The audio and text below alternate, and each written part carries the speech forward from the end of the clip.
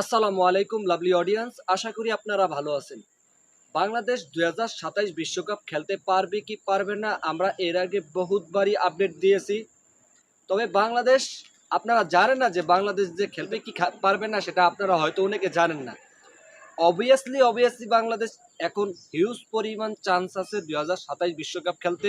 এখন আপনারা বলবেন ভাই আপনার এই আলতু ফালতু কন্টেন্ট দেখতে ইচ্ছা করে না। ভাই দেখেন, বাংলাদেশ, আমাদের যে নিউজগুলো আমাদের দরকার এই মুহূর্তে ওই নিউজগুলো দেওয়াই শ্রেয়।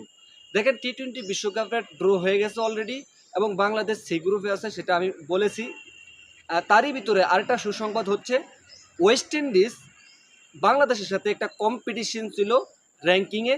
সেই কম্পিটিশনটা বাংলাদেশে এই মুহূর্তে এগিয়ে এবং রেটিং পয়েন্টে এই মুহূর্তে এগিয়ে থাকবে। কারণ কারণ নিউজিল্যান্ডের সাথে এই মুহূর্তে ওয়েস্ট ইন্ডিজ খেলা হচ্ছে। মোট 5টি ওয়ানডের ভিতরে 3টি হারছে ওয়েস্ট ইন্ডিজ, আর 2টি হারলেই বাংলাদেশ 9 নম্বরে আসবে এবং রেটিং পয়েন্ট অনেকটা ভালো অবস্থানে থাকবে এবং অনেকটা ব্যাকফুটে চলে যাবে ওয়েস্ট ইন্ডিজ। তো এর জন্য বাংলাদেশ এখন 9 নম্বরে থাকবে। কারণ 5টি যদি 5টাই মানে হারেও ওয়েস্ট ইন্ডিজ, তাহলে বাংলাদেশ অবস্থান দাঁড়াবে 9 নম্বর র্যাঙ্কিংয়ে। আর যদি একটা জিতে ওয়েস্ট ইন্ডিজ, 4টি যদি ঠকে, তাও বাংলাদেশ 9 নম্বরে থাকবে।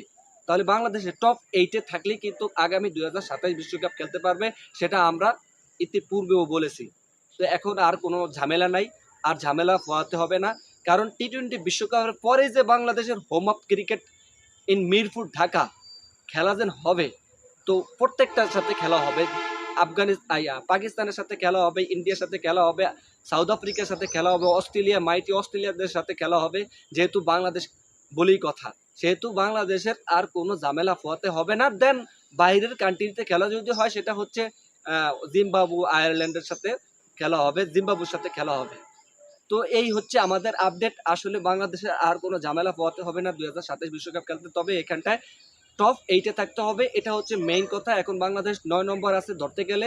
তো আগামী টি-20 বিশ্বকাপ, যেহেতু টি-20 বিশ্বকাপের আপডেটগুলো আমি আপনাদেরকে জানিয়ে দেব। তবে এখানটা আমাদের আরেকটা কথা আছে, সেই কথাটা হচ্ছে ভাই, আমাদের প্লেয়ারগুলো ভালো করে এক্সিকিউট করে যাতে সিন্ডিকেট, কোরামবাজি অথবা এই দুর্নীতিগুলো মুক্তি হয়ে একটা ফ্রি হয়ে বাংলাদেশ একটি ফেয়ারলেস বিশ্ব দরবারে যেন হয়ে উঠতে পারেন, খেলোয়াড় হিসেবে দেখাতে পারেন, প্রুভমেন্ট করতে পারেন। এবং শুভকামনা থাকবে মোহাম্মদ আশরাফুল ইসলাম, যেহেতু ব্যাটিং কোচার হিসেবে আসছেন এবং তার ভূমিকাটা কিন্তু অনেকটা ভালো দেখেছি আয়ারল্যান্ডের এগেনস্টে। তার অবদানই কিন্তু দুটি, যাই হোক, আমি কি একদিনের জন্য আলুক, কিন্তু সে একদিনের জন্য আমি মনে করি অনেক ভূমিকা আছে বিদয়ী আয়ারল্যান্ডের এগেনস্টে। আয়ারল্যান্ড যতই ছোট দল হোক, ডেফিনেটলি ছোট দল এবং টেস্ট খেলুড়ে আয়ারল্যান্ড না, সেহেতু বাংলাদেশ জিতবে, এর আগেও তো বলা আছি। তবে বাংলাদেশ ব্যাটিং ডিপার্টমেন্টটা অন্তত পক্ষে একটু হলেও স্বস্তি পাইছে। আগামী বিশ্বকাপের জন্য শুভকামনা দেবে বাংলাদেশের জন্য। এবং আগামী আশরাফুল কোচার হিসেবে আসছেন, কোচার ভূমিকা, ব্যাটিং কোচার ভূমিকা, সেহেতু আশরাফুলদের জন্য শুভকামনা থাকবে। এই হচ্ছে আমাদের কাছে আপডেট। অবশ্যই আমাদের এই আপডেট পেতে হলে আমাদের ফেসবুক পেজ এবং ইউটিউব চ্যানেলটি সাবস্ক্রাইব করে পাশে থাকবে। That's all.